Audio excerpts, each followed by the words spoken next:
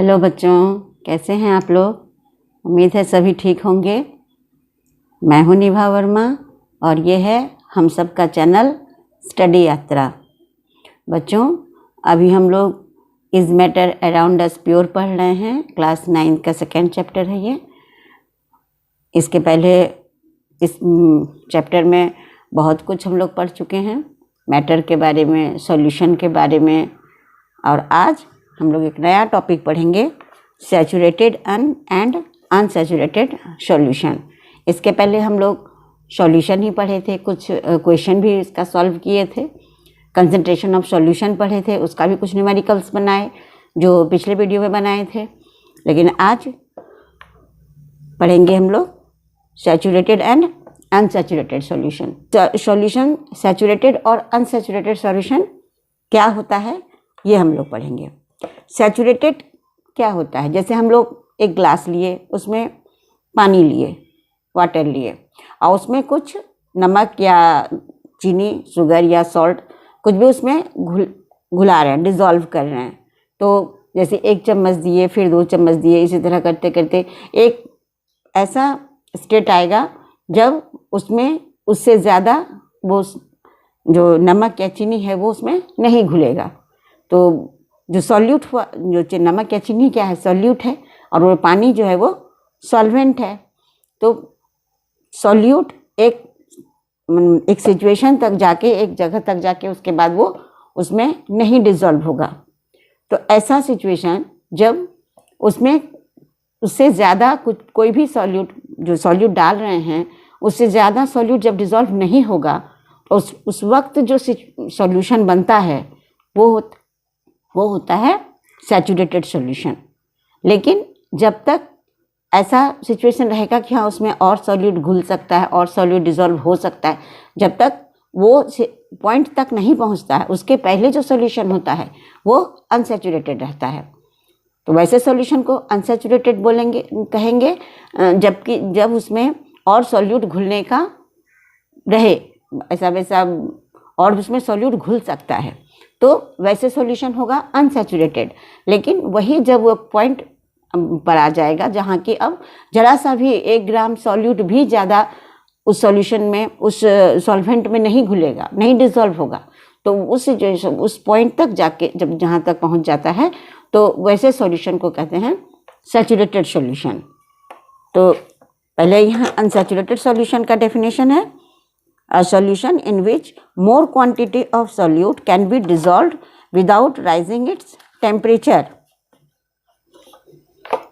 is called an unsaturated solution। ऐसा solution कि जिसमें कि मोर क्वांटिटी और भी क्वांटिटी सॉल्यूट का उसमें डिज़ोल्व हो सकता है, ऐसे सॉल्यूशन को कहा जाता है अनसैचुरेटेड सॉल्यूशन।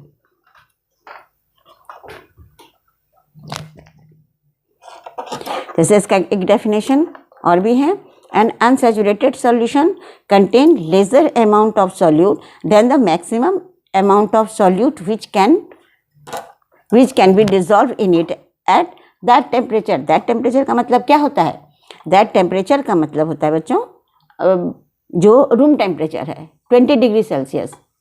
20 डिग्री सेल्सियस को रूम टेम्परेचर कहते हैं। यहाँ दैट टेम्परेचर कहने का मतलब है 20 डिग्री सेल्सियस, यानी 20 डिग्री सेल्सियस पर किसी भी सॉल्वेंट में जब सॉल्यूट को उस मैक्सिमम अमाउंट तक सॉल्यूट घुल जाता है तो वो सैचुरेटेड होता है, और उसके पहले का जो ये रहता है सॉल्यूशन रहता है वो अनसैचुरेटेड कहलाता है।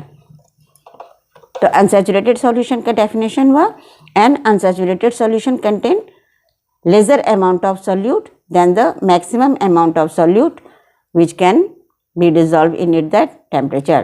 यानी कि मैक्सिमम अमाउंट ऑफ सॉल्यूट से थोड़ा कम रहेगा, तो वैसे सॉल्यूशन को कहा जाता है अनसैचुरेटेड सॉल्यूशन।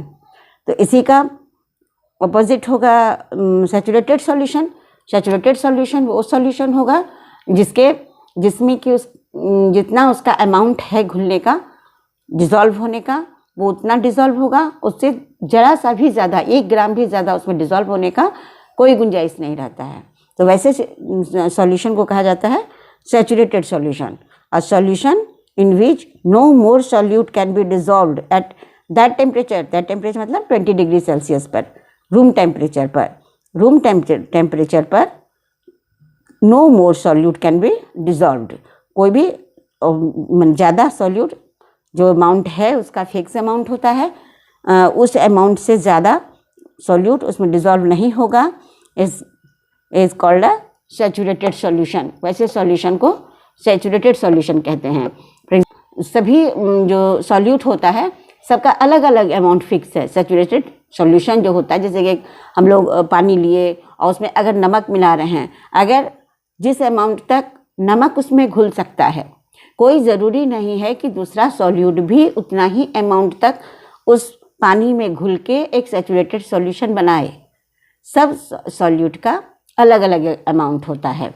जैसे a maximum of 32 gram of potassium nitrate can be dissolve in 100 gram of water at the temperature of 20 degree Celsius. So a saturated solution of potassium nitrate at 20 degree Celsius contain 32 gram of potassium nitrate dissolve in 100 gram of water. Potassium nitrate है, जो potassium nitrate है वो 32 ग्राम 100 gram of water में 20 degree Celsius room temperature पर 32 gram potassium nitrate उसमें dissolve होगा, उससे ज़्यादा डिज़ोल्व नहीं होगा। 32 ग्राम जब उसमें डिज़ोल्व हो जाएगा तो एक सैचुरेटेड सॉल्यूशन फॉर्म करेगा। एक सैचुरेटेड सॉल्यूशन तैयार होगा कितना में? 100 ग्राम ऑफ वाटर में। लेकिन पोटेशियम नाइट्रेट कितना हुआ? 32 ग्राम, लेकिन यही 36 ग्राम सोडियम क्लोराइड होगा। वही 100 ग्राम ऑफ वाटर में जब सोडियम क्लोराइड यानी कि नमक जो कॉमन सॉल्ट है वो मिलाएंगे तो वो 36 ग्राम में सैचुरेटेड सॉल्यूशन बनाएगा। उसी 100 ग्राम वाटर में पोटेशियम नाइट्रेट 32 ग्राम घुल रहा है और वो एक सैचुरेटेड सॉल्यूशन फॉर्म कर रहा है। लेकिन जब उसमें नमक मिलाते हैं, कॉमन सॉल्ट मिलाते हैं, सोडियम क्लोराइड मिलाते हैं, तो 36 ग्राम कॉमन सॉल्ट उसमें घुलकर उसमें डिज़ोल्व होकर एक सैचुरेटेड सॉल्यूशन फॉर्म करता है। किसमें? रूम टेम्परेचर पर, यानी कि 20 डिग्री सेल्सियस पर। तो हर जो सॉल्यूट होता है वो सबका जो ये अमाउंट है सब अलग अलग होता है। पोटेशियम नाइट्रेट का हुआ 32 ग्राम, कॉमन सॉल्ट का है 36 ग्राम। तो इसी तरह से, लेकिन वाटर जो भी सॉल्वेंट है वो कांस्टेंट है, 100 ग्राम ही है। 100 ग्राम वाटर में ही 32 ग्राम पोटेशियम नाइट्रेट घुल के सैचुरेटेड सॉल्यूशन बनाएगा, और वही 100 ग्राम वाटर में 36 ग्राम कॉमन सॉल्ट घुल के उसमें डिज़ोल्व होकर एक सैचुरेटेड सॉल्यूशन फॉर्म कर रहा है। तो वाटर जो है ये कांस्टेंट है, 100 ग्राम ही है, लेकिन सॉल्यूट का जो अमाउंट है वो अलग अलग होगा। टेस्ट करना चाहें कि कौन सा सॉल्यूशन सैचुरेट फॉर्म हुआ या नहीं हुआ, या वो उसमें और घुल सकता है या नहीं, ये अगर टेस्ट हम लोग करना चाहें तो क्या करेंगे? जैसे कि मान लेते हैं कि 36 ग्राम सोडियम क्लोराइड है, एक ग्लास पानी लिए, उसमें 36 ग्राम कॉमन सॉल्ट मिला दिए, तो वहाँ एक सैचुरेटेड सॉल्यूशन तैयार हो गया। लेकिन अगर हमें नहीं हो रहा है कि हाँ ठीक है, अगर ये सैचुरेटेड सॉल्यूशन है या नहीं है, इसे अगर चेक करना चाहेंगे उसमें क्या करेंगे? थोड़ा सा और नमक डाल देंगे और उसके बाद उसको स्टर करेंगे, घुलाएंगे। लेकिन क्या होगा ऐसे सिचुएशन में? क्या होगा? वो जो नमक है वो नीचे जाके सेटल हो जाएगा, ग्लास के नीचे सेटल हो जाएगा, वो उसमें नहीं घुलेगा। क्यों नहीं घुलेगा? क्योंकि एक सैचुरेटेड सॉल्यूशन बनाने के लिए वो उसको मिल चुका है, और उससे थोड़ा सा भी ज़्यादा अगर हम उसमें और भी सॉल्यूट यानी कि नमक डालने की कोशिश कर रहे हैं ना, अगर उसमें हम लोग डाल देते हैं और कोशिश करेंगे कि उसको मिला रहे हैं, सेट कर रहे हैं, तो लेकिन वो उसमें डिज़ोल्व नहीं होगा, वो उसके नीचे जाकर बैठ जाएगा, सेटल हो जाएगा। तो इस तरह से हम लोग पता माने कि उसमें ये टेस्ट कर सकते हैं कि ये सॉल्यूशन जो है वो सैचुरेटेड बन चुका है या नहीं बना है। अब नेक्स्ट सैचुरेटेड सॉल्यूशन पर, जब सॉल्यूशन एक सैचुरेटेड बन चुका, अगर उसमें जैसे मान लो कोई सॉल्यूशन है नॉर्मली। एक सॉल्यूशन मतलब सैचुरेटेड सॉल्यूशन ही है, जैसे कि वाटर में 36 ग्राम सोडियम क्लोराइड मिलाए, तो किस टेम्परेचर पर मिलाए? रूम टेम्परेचर पर, 20 डिग्री सेल्सियस पर। लेकिन अगर इसको हीट कर देते हैं थोड़ा सा, अगर उसी 100 ग्राम वाटर को और 36 ग्राम सॉल्ट जो उसमें घुला हुआ है, डिज़ोल्व है, उसको थोड़ा हीट कर दें। हीट करने से क्या होता है, जो हम लोग पहले भी पढ़ चुके हैं कि कोई भी लिक्विड को जब हीट करते हैं तो उसमें काइनेटिक एनर्जी फॉर्म होता है, ज़्यादा हो जाता है उसका, जिससे क्या होता है, उसके जो पार्टिकल्स हैं दूर दूर हो जाते हैं। और दूर होने से पार्टिकल, लिक्विड का जो पार्टिकल है, वाटर, जैसे यहाँ वाटर है, तो वाटर का जो पार्टिकल्स है वो दूर दूर हो जाएंगे। दूर दूर होने से क्या होगा, उसके बीच का जो इंटरमॉलिक्यूलर स्पेस है वो बढ़ जाएगा। और जब वो बढ़ेगा तो उसमें क्या होगा, अगर थोड़ा सा और सॉल्यूट डालते हैं, उसमें थोड़ा सा और अगर नमक डालते हैं, तो जो बीच का जो, जैसे यहाँ वाटर है, एक ग्लास है, इसमें इतना वाटर है, इसको थोड़ा सा अगर हीट कर देते हैं तो इसमें क्या होगा, इसके जो पार्टिकल्स हैं जो बिना हीट किए हुए इतना सटे थे, इसमें काइनेटिक एनर्जी फॉर्म करेगा और ये दूर दूर हो जाएगा। तो ये जो बीच का स्पेस हुआ, तो बीच के स्पेस में ही अगर थोड़ा सा इसमें और सॉल्यूट डालते हैं, इसमें और नमक डालते हैं, तो इसको स्पेस मिल गया यहाँ जाने का, यहाँ बीच में उसको स्पेस मिल जाता है। तो क्या होगा, ये ऐसे और ज़्यादा इसमें सॉल्यूट इसमें घुल सकता है। तो ऐसे स्टेज में जो सैचुरेटेड सॉल्यूशन था उसको हीट करने पर ये अनसैचुरेटेड सॉल्यूशन बन गया। क्यों? क्योंकि इसमें और ज़्यादा सॉल्यूट हम लोग घुला सकते हैं। तो और ज़्यादा सॉल्यूट इसमें घुलने का मतलब क्या हुआ कि जो सैचुरेटेड अगर सॉल्यूशन है उसको अगर हम लोग हीट कर रहे हैं तो वो अनसैचुरेटेड बन जाता है। लेकिन इसी से जो अनसैचुरेटेड सॉल्यूशन को हीट करने पर जो एक सैचुरेटेड सॉल्यूशन अनसैचुरेटेड बन गया, उसी को अगर फिर कूल करते हैं, उसको ठंडा करते हैं, तो उसमें क्या होगा, फिर से वापस ये जो पार्टिकल्स दूर दूर गए थे ये फिर से पास पास आ जाएंगे। अगर इसी को हम लोग फिर से ठंडा कर देते हैं, ये जो था सॉल्यूशन था, इसको गर्म किए तो इसके पार्टिकल्स दूर दूर गए, लेकिन यही पार्टिकल ठंडा होने के बाद फिर से नज़दीक आ जाएंगे, यानी कि इसका जो इंटरमॉलिक्यूलर स्पेस था वो फिर से वापस अपने पोजीशन पे आ जाएगा। तो बीच में जो नमक के पार्टिकल्स जिसको जगह मिला था और वो घुल गया था, तो वो क्या होगा, वो फिर से वापस नहीं जाएगा कि फिर से वो यहाँ से इंटरमॉलिक्यूलर स्पेस तो अब है नहीं, तो वो रहेगा कहाँ। तो वो जो नमक का पार्टिकल्स है जो एक्स्ट्रा उसमें घुला था, हीट होने के बाद जो ये अनसैचुरेटेड हो चुका था और उसमें जो सॉल्यूट उसमें जो डिज़ोल्व हुआ था, वो क्या करेगा, वो क्रिस्टल फॉर्म कर जाएगा और ये नीचे आकर सेटल हो जाएगा। यानी कि एक अनसैचुरेटेड सॉल्यूशन, सैचुरेटेड सॉल्यूशन गर्म करने के बाद वो अनसैचुरेटेड हो जाता है और फिर उसी को ठंडा करते हैं और रूम टेम्परेचर पर ले आते हैं तो वो फिर से सैचुरेटेड हो जाएगा। और एक्स्ट्रा जो उसमें सॉल्यूट डालकर उसमें सॉल्यूट अलग से लगा था, अलग से उसमें नमक डाले थे, गर्म होने के बाद जो उसके बीच में इंटरमॉलिक्यूलर स्पेस बढ़ गया था, तो वो फिर से कम हो जाएगा इंटरमॉलिक्यूलर स्पेस और फिर से उसके पार्टिकल्स नज़दीक आ जाएंगे और जो एक्स्ट्रा नमक था वो क्रिस्टल फॉर्म करेगा और वो नीचे सेटल हो जाएगा नीचे। तो ये इफेक्ट होता है heating and cooling on saturated solution. A solution saturated a particular temperature only, particular temperature पर ही जो सॉल्यूशन होता है वो सैचुरेटेड होता है। लेकिन अगर इसके if a saturated solution at a particular temperature is heated to a higher temperature then it become unsaturated. कि सैचुरेटेड सॉल्यूशन को हीट दिए तो वो क्या हो जाएगा, अनसैचुरेटेड हो जाएगा। This is because solubility of the solute increase on heating and more of solute can be dissolved on rising the temperature of the solution। solubility है जो कि हम लोग अभी पढ़ेंगे, solubility भी टर्म है, उसे वो भी समझाएंगे कि solubility जो होता है वो बढ़ जाता है हीट करने से। if the because is solubility of solute increase on heating and more of solute can be dissolved on rising the temperature of the solution। We will now describe effect of cooling on a saturated solution.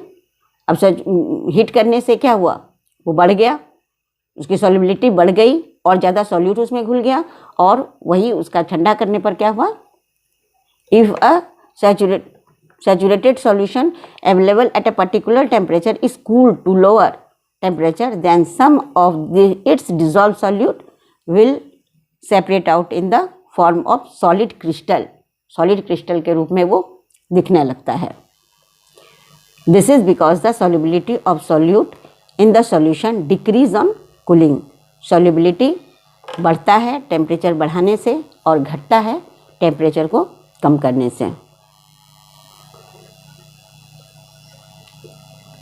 To prepare a saturated solution, तो वही saturated solution यहाँ बनाने का कैसे बनाते हैं अभी हम लोग डिस्कस किए कि किसी भी उसमें सॉल्वेंट में एक लिमिट तक कोई भी सॉल्यूट को उसमें डिज़ोल्व करते हैं और उसे एक सैचुरेटेड सॉल्यूशन बन जाता है।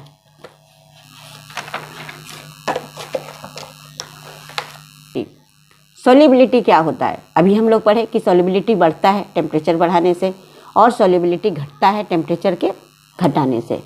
तो सॉल्युबिलिटी क्या होता है, जैसे किसी पानी में जब हम लोग कोई सॉल्यूट देते हैं तो जितना ग्राम सॉल्यूट उसमें डिज़ोल्व होता है, जैसे कि हाँ हम लोग पढ़े कि नमक का 36 ग्राम था, तो 100 ग्राम वाटर में 36 ग्राम जो सॉल्ट है वो डिज़ोल्व किए, तो 30 और एक सैचुरेटेड सॉल्यूशन फॉर्म हुआ, तो वो 36 ग्राम ही सॉल्युबिलिटी हुआ किसका, सॉल्यूट का।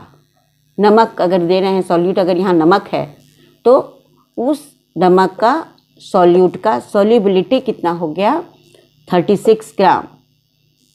किसके, जो सॉल्यूट था, क्या पढ़ते हैं, the maximum amount of solute which can be dissolve in 100 gram of solvent at the specified temperature is known as solubility of the solute. जो मैक्सिमम अमाउंट होता है, जो 100 ग्राम वाटर में मैक्सिमम अमाउंट जो डिज़ोल्व होता है, वो उस सॉल्यूट का सॉल्युबिलिटी कहलाता है of that solute in that solvent. उस सॉल्वेंट का, जिस सॉल्वेंट यहाँ पानी हम लोग ले रहे हैं, जो भी सॉल्वेंट लिया जाए, लोग पहले ही पढ़े कि सॉल्यूशन में 2 चीज़ होता है, सॉल्यूट और सॉल्वेंट। जो कम अमाउंट में रहता है, जिसका कम मात्रा रहता है, वो सॉल्यूट कहलाता है, जो ज़्यादा रहता है वो सॉल्वेंट कहलाता है। इन एट दैट टेम्परेचर, टेम्परेचर यहाँ कांस्टेंट है, रूम टेम्परेचर 20 डिग्री सेल्सियस पर, तो यही उसकी सॉल्युबिलिटी होती है। जैसे अभी पढ़े क्या कि टेम्परेचर बढ़ाने से उसकी सॉल्युबिलिटी बढ़ जाती है, तो टेम्परेचर बढ़ाने पर क्या हुआ, दोनों अभी जो हम लोग पढ़े कि इंटरमॉलिक्यूलर स्पेस ज़्यादा हो जाता है, ज़्यादा मिल जाता है सॉल्यूट को, तो उसमें और अमाउंट सॉल्यूट उसमें डिज़ोल्व हुआ, तो क्या बढ़ा, अमाउंट बढ़ा, किसका, नमक का, यानी कि सॉल्यूट का। सॉल्यूट का अमाउंट बढ़ गया, मतलब कि सॉल्यूट की सॉल्युबिलिटी बढ़ गई, क्योंकि उसका तो सॉल्युबिलिटी क्या होता है, अमाउंट होता है, कितना अमाउंट, कितना ग्राम सॉल्यूट उस सॉल्वेंट में, यानी 100 ग्राम वाटर में, 100 ग्राम सॉल्वेंट में वो डिज़ोल्व हो रहा है, तो सॉल्युबिलिटी क्या हो गया, अमाउंट हो गया, तो वो बढ़ा, अमाउंट ज़्यादा बढ़ गया डिज़ोल्व करने के लिए, उसमें और डाले तो डिज़ोल्व हुआ, ज़्यादा सॉल्यूट डाले तो सॉल्यूट बढ़ गया, यानी कि सॉल्यूट की सॉल्युबिलिटी बढ़ गई। A maximum of 32 gram of potassium nitrate can be dissolve in 100 gram of water, कि 100 ग्राम वाटर में मैक्सिमम कितना सॉल्यूट डिज़ोल्व होगा पोटेशियम नाइट्रेट का, 32 ग्राम। अभी बताए हम लोग पढ़े कि सब सॉल्यूट का जो अमाउंट है वो फिक्स है, सेम अमाउंट में सभी अमाउंट का ये नहीं कि जैसे पोटेशियम नाइट्रेट 32 ग्राम डिज़ोल्व हो रहा है तो नमक भी 32 ग्राम होगा, वो नहीं है। तो सभी सॉल्यूट का अलग अलग अमाउंट है, मैक्सिमम अमाउंट होता है डिज़ोल्व होने का। तो पोटेशियम नाइट्रेट 100 ग्राम वाटर में कितना डिज़ोल्व होता है, 32 ग्राम। तो 32 ग्राम सॉल्युबिलिटी हुआ पोटेशियम नाइट्रेट का,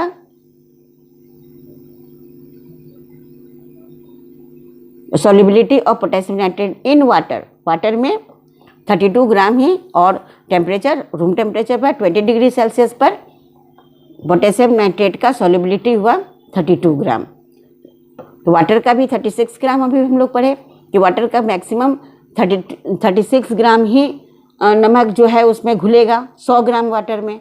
उससे ज़्यादा अगर ज़रा सा भी ज़्यादा देंगे तो वो क्या होगा, क्रिस्टल फॉर्म करके नीचे सेटल हो जाएगा। तो सॉल्युबिलिटी कितना हो गया, नमक का सॉल्युबिलिटी कितना हुआ 36 ग्राम। इसी तरह से कुछ चीज़ों की यहाँ सॉल्युबिलिटी दिया हुआ है।